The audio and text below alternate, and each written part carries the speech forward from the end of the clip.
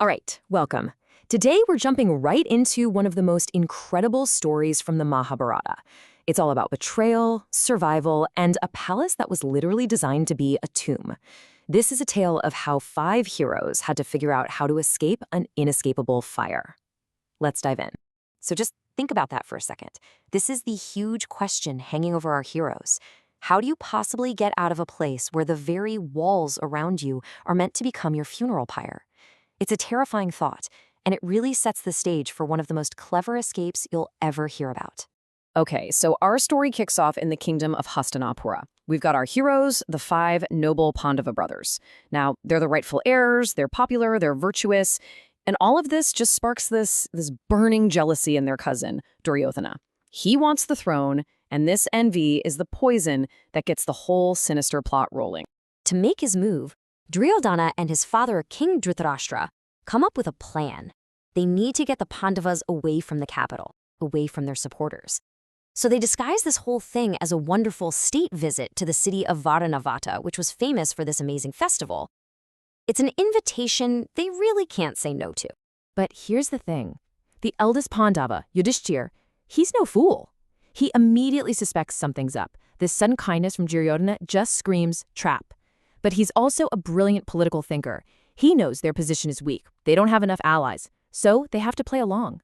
They have no choice but to accept and walk right into it. So with the Pandavas on their way, Duryodhana's plan shifts into high gear.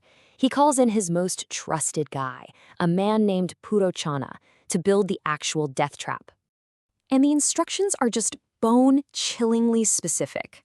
First, build a palace that looks absolutely beautiful, but make it out of stuff that burns easily. Second, and this is key, mix things like ghee, oil, and lacquer right into the walls, the floors, everything. Third, you have to become their best friend. Lull them into a totally false sense of security. And then, once they trust you completely, you wait for them to fall asleep and burn the whole place to the ground. So what exactly is lacquer? Well, it's a type of resin, and when you mix it with flammable stuff like ghee and oil, you basically turn an entire building into one giant candle. The house isn't just a house, it's a weapon. The very walls are designed to be the fuel. But thankfully, the Pandavas have a secret ally on the inside. Their uncle, Vidura. He finds out about this whole horrific plan through his spies, but now he has a problem.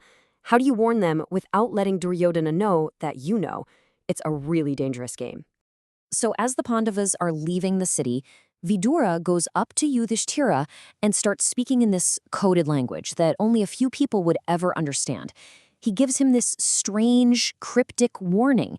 It's a puzzle, really, but it holds the absolute key to their survival. And Yudhishthira, who was known for being versed in all sorts of languages and codes, he gets it. Instantly. He understands the hidden message. This isn't just a warning that there's a fire.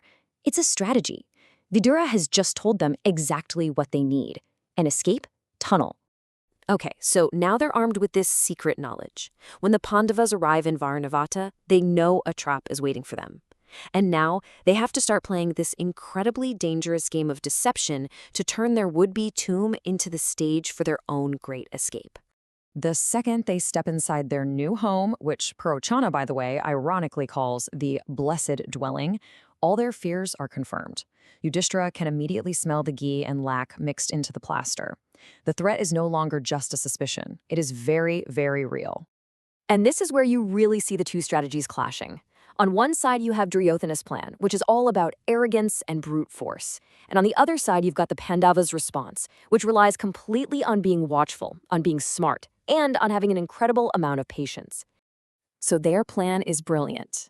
Publicly, they act totally happy, completely carefree, fooling Purochana into thinking he's got them. But secretly, they sleep with their weapons ready.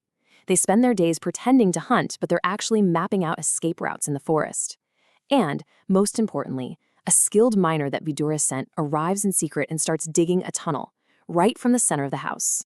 And now we get to it, the final, dramatic act. After months and months of careful, secret preparation, the stage is finally set for a night of fire, a daring escape, and a deception that's going to fool the entire kingdom.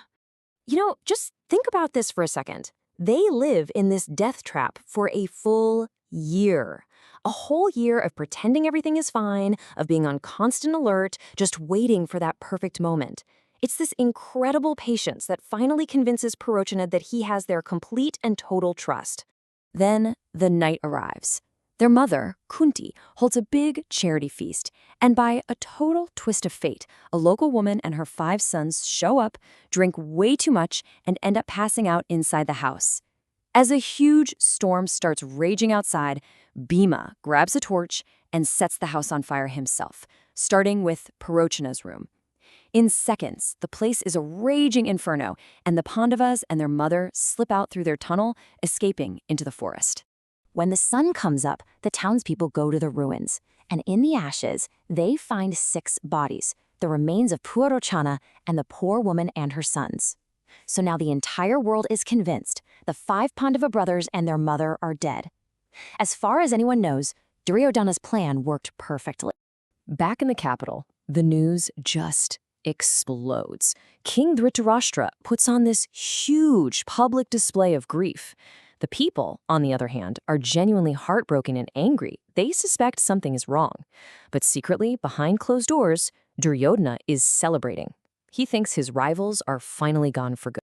So the Pandavas literally rise from the ashes. They're free from their enemies, but they're presumed dead by everyone they've ever known. Their escape isn't really an ending, it's a completely new beginning. And it leaves us with this one big question. If the whole world thinks you're dead, what do you do with the life that nobody knows you're living?